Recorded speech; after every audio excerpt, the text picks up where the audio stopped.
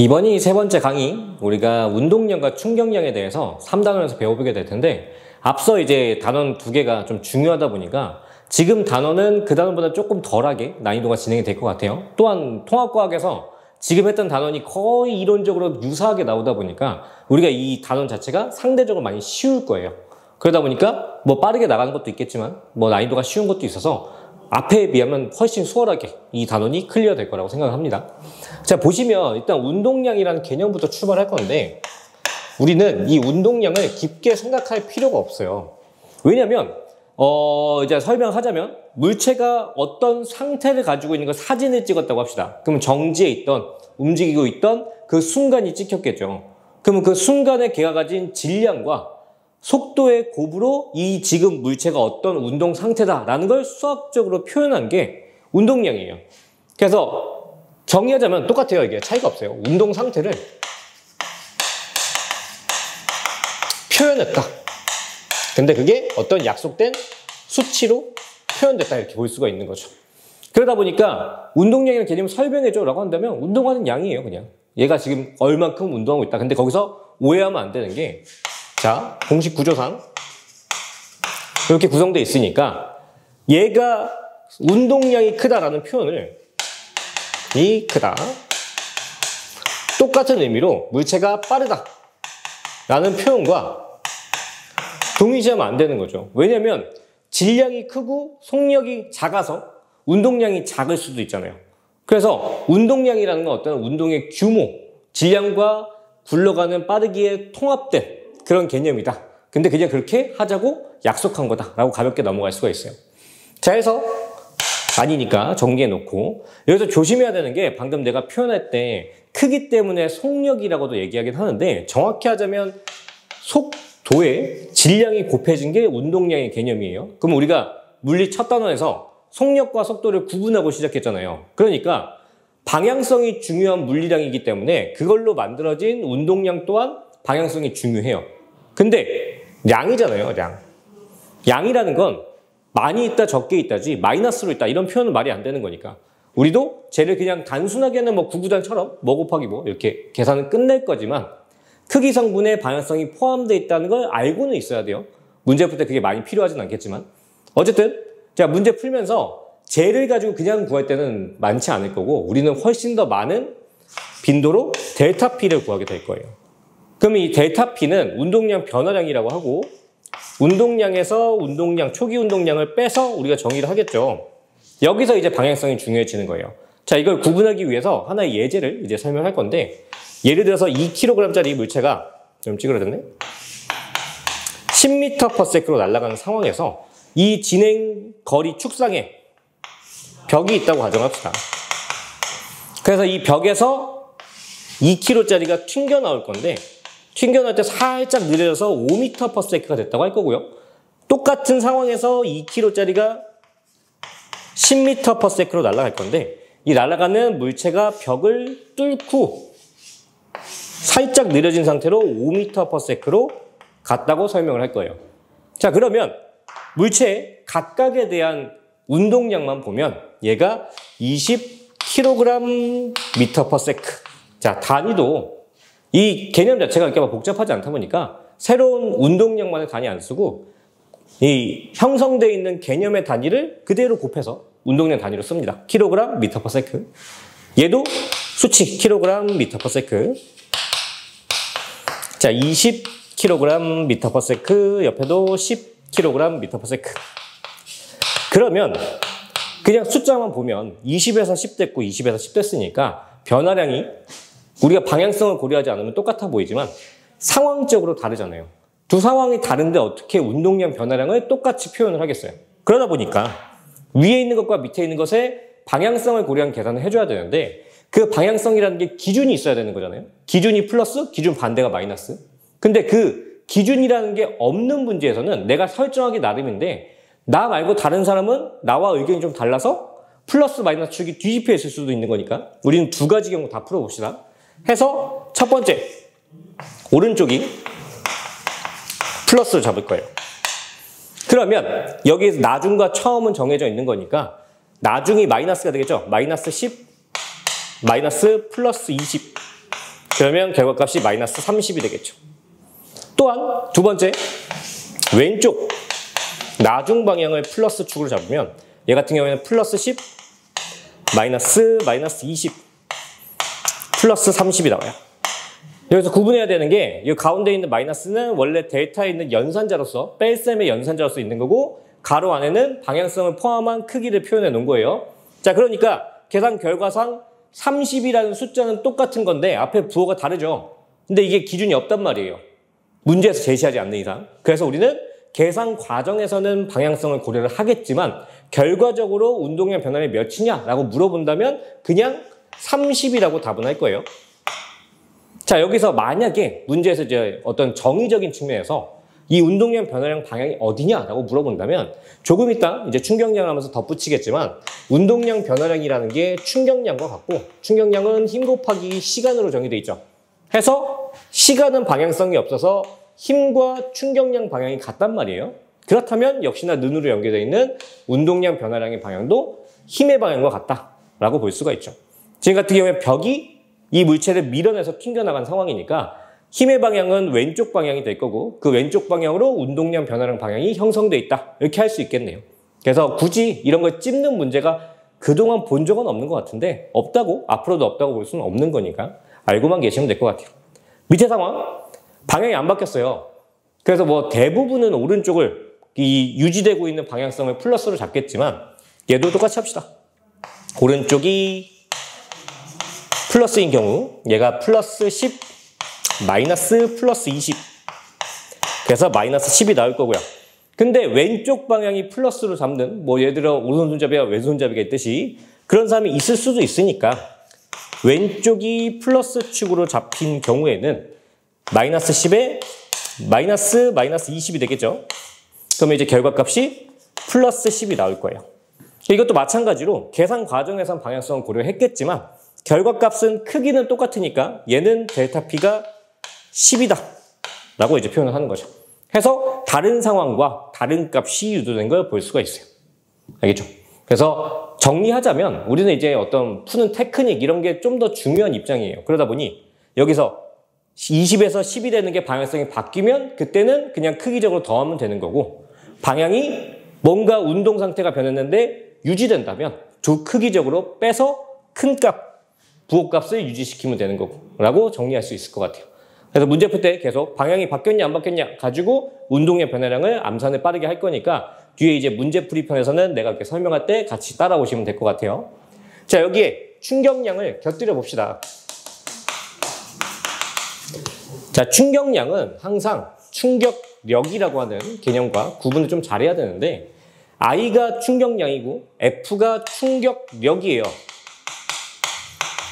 이게 뭔 차이냐면 아까 얘기했던 이거랑 똑같아요. 운동량이 크냐는 건 빠르기와 직접적인 연관은 없죠. 물론 정비례 관계지만 이 둘이 완벽히 같다고 볼 수 없듯이 충격량이 크다는 건 힘이 세다. 그러니까 작용했을 때 물리적인 파괴력이 세다. 이렇게 단정 지을 수는 없어요. 왜냐면 힘은 작은데 충돌한 접촉 시간이 길어서 충격량이 클 수도 있는 거니까 우리는 이 충돌의 규모랄까? 물체가 이제 힘을 받았을 때 그 힘에 의해서 얼만큼 변화가 생겼는지를 그 범위를 우리는 충격량이라는 값으로 표현을 할 거예요. 그래서 이미지는 비슷하죠. 비슷해서 뒤에 이제 어떤 예제적인 상황에서 우리가 많이 혼동을 하는데 그때 구분하는 이 정의를 명확히 구분하는 능력이 굉장히 중요해질 겁니다. 자, 여기서 조금만 식을 연계해서 증명을 하면 F 대신에 MA를 치환할 수가 있겠죠. 그래서 MA, T가 A와 T가 묶인다면 이 가속도와 시간의 곱은 델타 V로 풀릴 수가 있을 거고요. 이때 이 델타 값이 앞에 상수인 질량이 곱해져 있으니까 앞으로 빼주면 델타 MV가 되고 그래서 델타 P다. 잠깐 언급했던 운동량 변화량은 충격량과 같다를 유도할 수가 있어요. 그래서 일반적인 학교에서 약간 마지막 서술형 문제로 많이 내는 편이죠. 그래서 이런 간단한 증명 정도는 여러분들이 기본적으로 상식적으로 숙지하고 노트에 좀 써보고 꼭 알고 있었으면 좋겠어요. 자, 지금까지 이렇게 운동량과 충격량에 대해서 가볍게 봤는데 이게 연결돼서 문제가 나올 거예요. 그래서 지금 이거 한번 정리하고 이 두 개의 이론이 적용된 운동량 보존이라는 이론을 한번 전개를 해봅시다. 이어서 운동량 보존이란 우리가 앞에서 했던 델타 P와 i가 같다를 가지고 이제 최종적으로 써먹을 건데 처음 상황은 여기서부터 출발하지 않고요. 일단 가정을 좀 할게요. 자, A라는 물체와 B라는 물체가 서로 굴러와서 부딪힐 건데 그 부딪히는 순간에 서로에게 작용하는 힘은 당연히 AB, 작용 반작용 관계겠죠.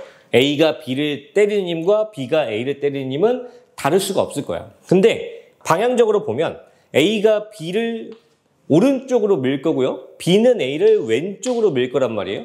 그래서 둘을 동시에 설명하기 위해서 방향성에 축을 맞추자면 A가 받은 힘 같은 경우에는 마이너스 F라고 표현이 가능할 것 같고요. B가 받은 힘 같은 경우에는 플러스 F라고 표현이 가능할 것 같아요.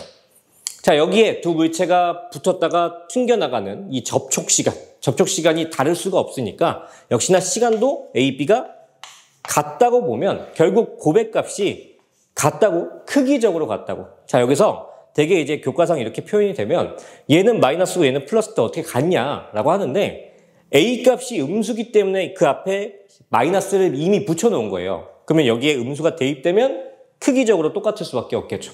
그래서 대입되기 전과 후를 다 고려했을 때 이런 식의 표현이 가능해집니다. 그래서 FT 크기는 똑같은데 한쪽은 A에 대한 운동량 변화량으로 변환시킬 수가 있고요. 한쪽은 B에 대한 운동량 변화량으로 바꿀 수가 있어요.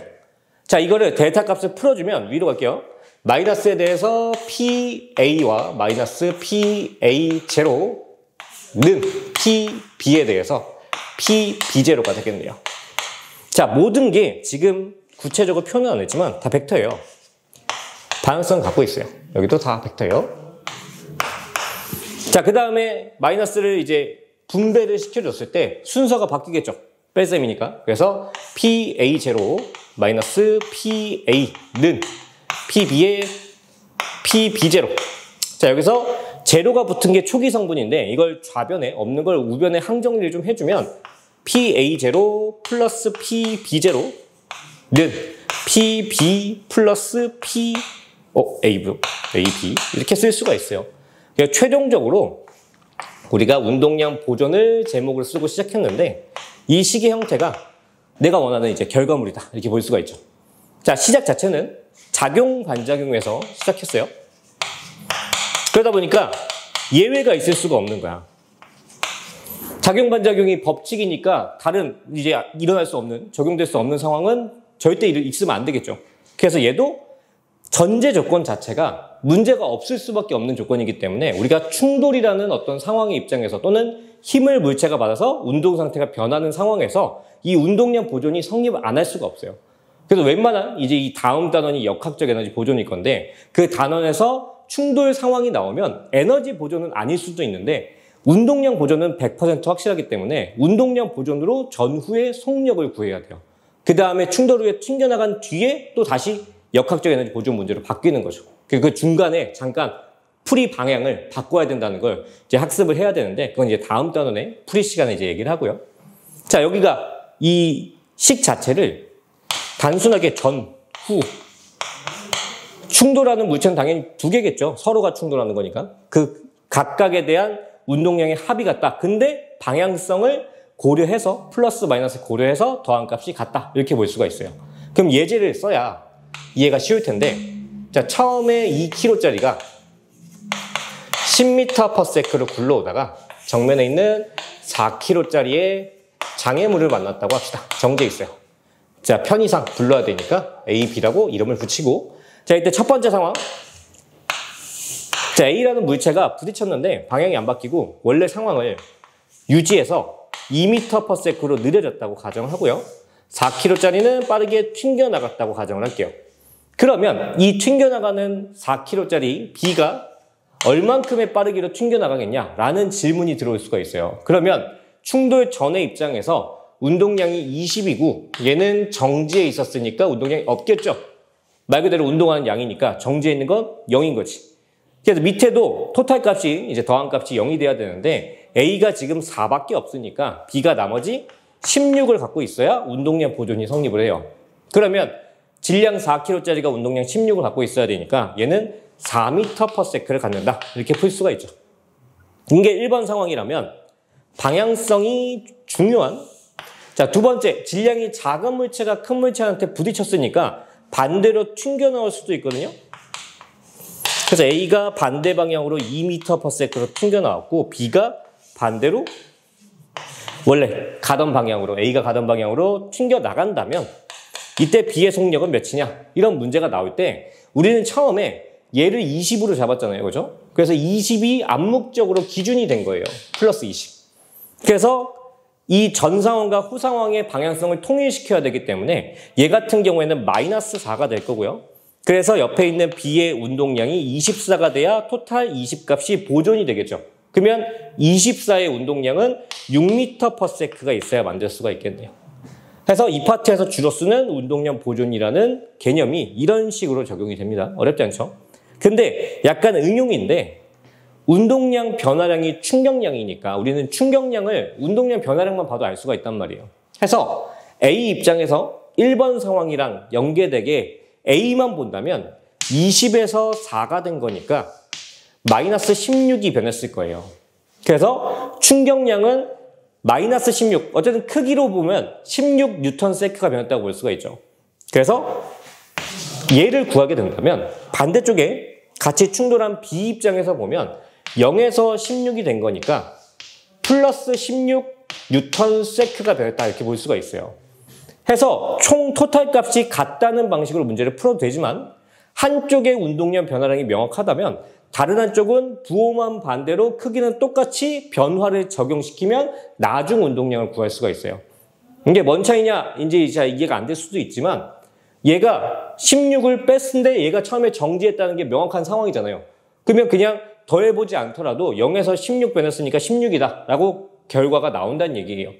그래서 좀 더 어려운 문제, 되게 이제 숫자 없이 뭐 M, A, V 이렇게 문자로 크기와 비율이 나온 상황에서는 이런 식으로 충격량, 운동량 변화량 가지고 두 식을 엮는 경우도 많이 있어요. 근데 이거는 나중에 문제 풀이 때 다뤄야 될 문제니까 얘기는 여기서 마무리합시다. 자, 한번 정리하고 이 파트에서 그래프 두 개가 추가되기 때문에 그래프 해석을 한번 다뤄볼게요. 이번 파트에서 그래프가 두 종류가 추가가 될 건데 하나는 운동량 시간 그래프고요. 하나는 힘 시간 그래프가 나올 거예요. 그래서 X축은 대부분 시간이 많죠. 여기가 운동량, 힘, 이 두 종류인데 자, 보시면 둘 다 어쨌든 그래프 형태가 똑같다고 하면 더 헷갈리겠죠.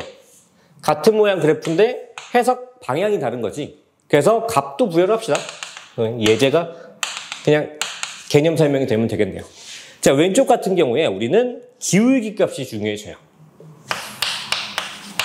자, 기울기가 지금 같은 경우에 X축이 시간, Y축이 운동량이니까 시간분의 운동량의 개념이 되는 건데 이걸 T분의 MV라고 설명을 하면 T분의 V가, 자, 이건 정확한 공식이 아니에요. 그래프 해석은 공식이 아니라 개념과 개념의 구조가 의미를 결정하는 건데 시간분의 빠르기, 속력이든 속도, 이게 우리가 뭐가 완성되는 거야? 가속도가 완성이 되는 거야. 그래서 MA니까 결론은 F가 되는 거죠. 힘인데, 자, 당연한 거예요. 운동량이 변화한다는 건 우리가 MV가 운동량인데 질량이 날아가던 물체가 로켓처럼 뭐 3단 분리되는 것도 아니고 날아가던 물체가 갑자기 뭔가 날아서 덩어리가 커지는 것도 아니고 그냥 같은 물체가 힘을 받아서 빨라지거나 느려지는 상황만 풀게 될 거예요. 그러다 보니까 결국 운동량이 바뀐다는 건 속도가 바뀐다는 얘기고 속도가 바뀔 때는 가속도가 필요한 거고 힘이 필요한 거고 그래서 그때 운동량을 바꾸는 가속시키는 힘이 기울기 값에 들어있다. 즉 5N이 지금과 같은 그래프를 만들 수 있다라고 표현할 수가 있는 거죠.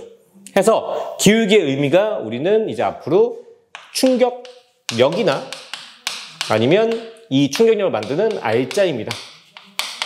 라고 설명을 할 수가 있어요. 자, 여기서 운동량 시간 문제에서 되게 우리가 그래프 해석은 기울기 아니면 면적만 하는데 좀 독특한 경우는 이 지금 0에서 2초까지 기울기가 발생한 구간에서 충격량이 몇이냐라고 물어본다면 정말 많은 학생들이 답을 못 찾아. 그냥 눈앞에 있는데 그런 생각을 안 해보는 거야. 계속 기울기랑 면적만 또 고정관념이 생긴 거지. 이 안에서 우리가 Y축만 봤을 때 Y축 자체가 운동량이니까 충격량이라는 건 운동량 변화량으로서 얘가 내가 구하려는 이 범위 안에서 몇에서 몇으로 변하는지 보면 되는 거지. 그래서 0에서 10이 된 거니까 이 Y축의 변화량이 운동량 변화량이고 곧 충격량이다. 그래서 Y값만 보면 우리는 충격량을 그래프 안에서 그냥 눈으로 시야적으로 바로 캐치를 할 수가 있어요. 근데 이런 식으로 안 보려고 하니까, 그러니까 보려는 이제 공부가 덜 되어 있는 것이. 그래서 이게 거저주는 문제인데 못 찾으면 보고 있는 입장에서 굉장히 답답해요. 그래서 꼭 여러분들이 숙지를 하시고요. 자, 오른쪽 같은 경우에 힘 시간 같은 경우에도 똑같이 2초에 10이라고 가정을 합시다. 그러면 이때는 뭐가 중요해지냐? 면적이 중요해져요. 넓이. 자, 넓이는 X축과 Y축의 곱의 개념이니까 힘 곱하기 시간이 될 거고, 이 힘 곱하기 시간이 FT니까 충격량의 의미를 갖겠죠. 그래서 지금 같은 경우에는 저 넓이가 10N라는 단위를 갖게 될 거예요. 그래서 단위는 아까 이론 파트에서는 단위를 굳이 짚진 않았는데 얘도 힘과 시간의 곱이니까 힘과 시간의 단위의 곱으로서 충격량의 단위를 표현하는 거죠. 그래서 그래프에서 두 가지 앞에 있는 이제 위치 시간, 속도 시간, 가속도 시간 그 세 개의 유형에 두 개가 더 추가된 거예요. 그래서 그래프의 어떤 해석 같은 건 따로 여러분 노트에다 계속 누적해서 한 곳에 모아두면 나중에 이제 어느 정도 범위가 공부가 됐을 때 이 문제 유형을 한눈에 보는 그런 훈련이 되는 게 훨씬 뭐랄까 공부의 방향성으로서 이제 추천하고 싶은 방향이라고 볼 수가 있고요. 자, 마지막으로 여기서 자주 나오는 이제 어떤 질문적인 테크닉 중에 이게 성립해야 되니까 단위로서도 킬로그램 미터 퍼 세크는 뉴턴 세크와 같다고 볼 수가 있어요. 물론 운동량은 이 단위 쓸 거고 충격량은 이 단위 쓸 건데 의미적으로 이게 지금 가운데 등으로 엮여 있으니까 얘와 얘가 1대1로 바뀌어도 문제는 안 되는 거죠. 수치적으로 뭐 비율이 다르다거나 걔네가 환산됐을 때 요즘 치환되는 값이 다른 게 아니기 때문에 이 둘은 개념상 같은 단위다라고 표현할 수가 있어요. 근데 가끔 이제 뭐 완자도 그렇고 여러 가지 브랜드에서 이런 비슷한 류의 질문을 많이 나오는데 눈에 보이는 게 다르니까 다르다고 당연하게 생각하게 돼요. 근데 같다라고 이제 한 번 더 짚고 넘어갈게요. 자, 그 다음에 여기서 이제 많이 나오는 예제가 뭐가 있냐면 되게 이제 달걀이나 종이컵 같은 잘 깨지는 우리가 이미지상 땅에 높은 데서 떨어졌을 때 깨질 법한 문제를 가지고 예제를 만들게 돼요. 자, 한쪽은 철판이 바닥에 기다리고 있고요. 한쪽은 바닥에 폭신한 방석이 기다리고 있다고 합시다. 자, 그러면 둘 다 같은 높이에서 추락한다고 했을 때 누가 더 충격량이 많이 발생하냐? 왼쪽 상황 I1, 오른쪽 상황 I2 해가지고 충격량의 대소관계를 물어보면 일부러 낚으려고 물어봐요. 누가 더 커 보이냐? 커 보이냐고. 어떤 관계 한쪽에 쏠리게끔 이미지를 만들어서 제공을 하면 당연히 이런 식으로 생각을 하죠. 왜? 달걀은 이쪽은 딱딱하니까 세게 부딪혀서 깨질 것 같으니까. 근데 틀린 거예요. 틀린 거. 같은 거예요. 통합과학에서 배웠겠지만 기억을 대부분 못하기 때문에 다시 설명해주면 얘네들은 그 기억나죠? 쇠구슬과 깃털의 자유낙하. 그것처럼 이 달걀에 낙하에 영향을 미치는 건 질량도 뭐 공기 저항도 무시할 거니까 모양도 아니고 오로지 높이예요. 높이가 같으면 낙하 시간도 똑같고 낙하에서 최종적으로 얘네가 부딪힐 때 순간 속력도 같을 수밖에 없단 말이죠. 같은 구간 가속했으니까. 둘 다 중력 가속도로 같은 속력이 형성이 될 거예요. 근데 깨지든 안 깨지든 그건 운동 상태가 아니니까 운동 상태로서만 보면 깨져서 멈춘 거고 안 깨져서 멈춘 거니까 V로 충돌해서 멈췄다. V로 충돌해서 멈췄다. 운동량 변화량이 같은 거예요. 이게 델타 P1, 델타 P2 이런 개념을 생각하면 같다는 게 좀 더 이해가 쉬울 거예요. 자, 그러면 얘네들이 FT니까 F1, T1, 여기가 F2, T2의 개념으로 생각을 해봅시다. 그러면 곱해진 크기가 같은 거니까 각각의 힘끼리 또는 시간끼리 비교해보면 확실히 힘은, 충격력은 F1, 왼쪽 상황이 큰 게 맞고요. 시간 같은 경우에는 오른쪽 상황이 큰 게 맞죠. 그래서 우리는 이쪽이 좀 더 안전한, 이건 뭐 당연히 우리가 경험상 알고 있는 거니까요. 안전한 상황이고 이쪽이 위험한 상황인데 그걸 과학적인 원리로 설명하자면 똑같은 충격량이 발생했을 때 충돌 시간을 늘려야 우리는 좀 더 안정된, 안전한 상황을 만들 수 있다라고 판단을 할 수가 있죠. 자, 해서 여기까지 하면 이제 이론상 거의 다 이제 설명이 끝난 건데, 마지막 단원 자체가 이 지금 방금 얘기한 안전장치에 대한 이론들이 몇 개 있어요. 그래서 그런 거 몇 개 더 한 번만 더 지우고 마무리를 하면서 강의를 마무리를 할게요. 이번 화면이 마지막이 될 것 같은데, 마지막에 하고 싶은 건 뭐냐면 안전장치. 자, 우리가 FT라고 하는 충격량 공식을 운동량 변화량으로 정의할 수가 있고요. 그래서 F 능꼴로 바꾸면 T분의 델타 P라고 이제 정의를 할 수가 있죠. 이게 중요한 형태인데 F를 줄이고 싶은 거예요. F가 어떤 사고가 발생했을 때 현실적으로 피해 정도를 결정하는 물리력이기 때문에 얘를 감소시키는 게 좋은데 옆에 있는 델타 P를 줄일 수는 없는 거지. 자, 이게 상황을 예제를 들어줄게요. 자, 어떤 평면상에 자동차가 달릴 건데 자동차가 실수로 앞에 단단한 담벼락을 향해서 달려가서 부딪혔는데 어쨌든 멈춘 거예요. 차가 다 찌그러졌겠죠. 그 상황이 하나 있고 옆에 벽 대신에 되게 책에 있는 사파로는 볏짚 있죠, 볏짚. 그런 볏짚이 쌓여있는 굉장히 뭐랄까 우리가 고속도로에도 완충지대라는 게 있을 텐데 물탱크 같은 거 많이 쌓여있는 그런 물체의 충격을 흡수할 수 있는 그런 구조물이 있다고 생각합시다. 자, 이때 둘 다 같은 빠르기로 달리고 있는 상황이었다 치면 결국 같은 속력으로 충돌해서 여기서도 정지할 거고 여기서도 정지하게 될 거란 말이죠. 아까 달걀 예시랑 똑같은 거예요. 어차피 사고가 발생했다면, 사건이 발생했다면 안전장치가 있냐 없냐의 차이인 거지 물체가 그 사고로 인해서 바뀌는 운동 상태는 똑같다고 보는 거기 때문에 얘가 일정한 상황을 가정을 할 거예요. 그러다 보니까 힘을 감소시키는 게 목적인데 그 유일한 방법이 충돌 시간을 증가시키는 방법이 방향성이 정해진 거죠. 그래서 앞으로 나오는 이제 모든 예시들이 웬만하면은 시간을 증가시키는 예시들인데 대개 책에 나오는 게 뭐 6개에서 8가지, 뭐 9가지 이렇게 좀 여러 가지가 이제 제시가 됩니다. 근데 공통적인 부분은 전부 다 충돌했을 때 모양이 변하는 또는 깨진다건 어쨌든 다 모양이 변하는 거죠. 압축됐다 펴지든 압축되다 깨지든 그런 모양 변화가 시간을 벌어주기 때문에 대부분의 안전장치는 스펀지든 플라스틱이든 이 시간을 증가시키는 목적을 갖고 있어요. 근데 뭐 장치뿐만 아니라 우리가 뭐 높은 데서 떨어져 내릴 때 무릎을 꼿꼿이 세우고 있으면 뒤꿈치부터 전기가 찌릿 올라오잖아요. 그러니까 우리는 경험적으로 착지할 때 무릎을 굽힌단 말이에요. 그것처럼 무릎을 굽히는 작업도 전부 다 충격을 흡수하기 위함이라고 표현하지만 시간을 벌어서 힘을 적게, 반작용을 땅에 부딪히는 충격에 대한 반작용을 적게 받기 위함이다 라고 설명할 수가 있는 거죠.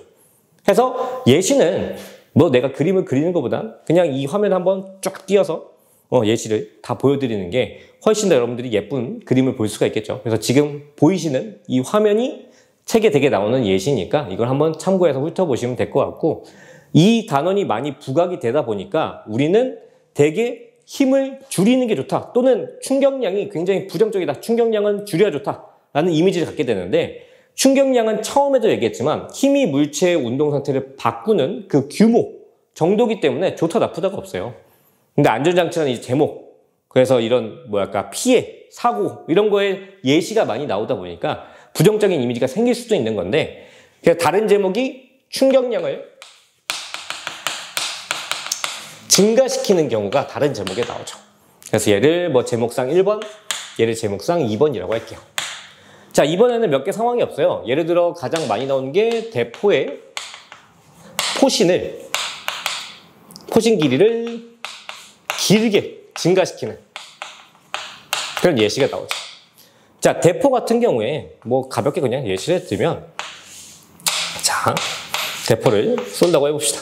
이때 자, 위에 화약 첩첩첩 여기 화약이 타고 들어가서 안에 있는 이제 대포 알이 장전돼 있겠죠. 이때 뒤에 있는 화약에 점화를 시킬 거고 그 점화된 폭발력에 의해서 대포 알이 순식간에 날아갈 거예요. 그러면 힘을 받아서 얘가 가속 구간 동안에 충분히 가속하게 되면 입구에서 쏘아질 때 초기 속력이라고 할 수 있는 부위가 형성되는 거죠. 근데 뭐 헷갈릴 수 있는데 여기선 정지 상태였으니까 우리가 상황을 입구에서 쏘아지는 순간을 초기 속도로 잡읍시다. 그럼 얘가 이제 날아가겠죠. 폼을 쏘는 궤적으로 날아갈 건데 당연한 얘기지만 이 처음 초기 속도가 크면 클수록 멀리 날아갈 거예요. 그러려면 어떤 방법이 필요하냐? 일단 가정이 걸려요. 똑같은 화약으로 쏘고 그 화약의 그 팽창하는 압력, 힘이 이 전체 포신 안에서 일정하게 작용한다면 포신의 길이가 증가할수록 당연히 힘이 작용하는 시간이 증가할 거니까요. 그래서 충격량이 증가할 거다 라고 판단을 하는 거죠. 근데 이게 왜 마지막 초기 속도가 증가한 상황이 되는지 구체적으로 설명이 가능해야 되는데 델타 P가 증가한다는 게 P-P0가 증가한다는 얘기고요. 자, 이쪽이 아니죠. 증가라, 전체 증가라고 합시다. 이 P0 같은 경우에 구간을 지금 여기서 여기로 잡은 거예요. 힘을 받는 동안이니까. 그래서 P0, P인데 P0가 0이잖아요. 그러니까 결국 얘는 나중 운동량, 여기에 있는 MV0와 같다고 볼 수가 있는 거고요. 얘가 증가한다는 건 포탄이 깨지거나 더해지지 않는 이상 결국 최종 나가는 초기 속력이 증가한다는 얘기로 연결이 되는 거죠. 그래서 구체적으로 이제 이 과정을 세분화시키자면 운동량 증가는 여기에 있는 나중 운동량 증가랑 연결되고 그건 곧 쏘아지는 속력의 증가다. 그래서 더 멀리 날려보낼 수 있다. 라고 정리를 할 수가 있어요. 자, 비슷한 예시로 뭐 야구나 아니면 볼링, 골프 다 같은 원리죠. 공이 부딪혔을 때 이제 야구 배트에 부딪히던 아니면 골프 채에 부딪히던 아니면 손에 머물러 있던 그 내가 힘을 가할 때 시간을 길게 하면 길게 할수록 반대쪽으로 쏘아지는 속력이 증가할 거니까 좀 더 멀리 날아갈 수 있고 좀 더 강력하게 볼링핀을 때릴 수가 있고 라고 충격량이 증가시키는 원리가 들어가는 사례들도 있는 거예요. 그래서 우리는 이 두 가지 사례를 해석할 수 있는 상황에서 이 단원을 마무리를 하면 되는 거죠. 자, 고생하셨고요. 이 파트가 이제 예제 같은 경우도 이제 시간이 훨씬 짧게 걸릴 거예요. 그래서 다른 단원에 비해서 시간도 적게 걸렸으니까 가볍게 훑어보시고 우리는 다음 강의에서 봅시다.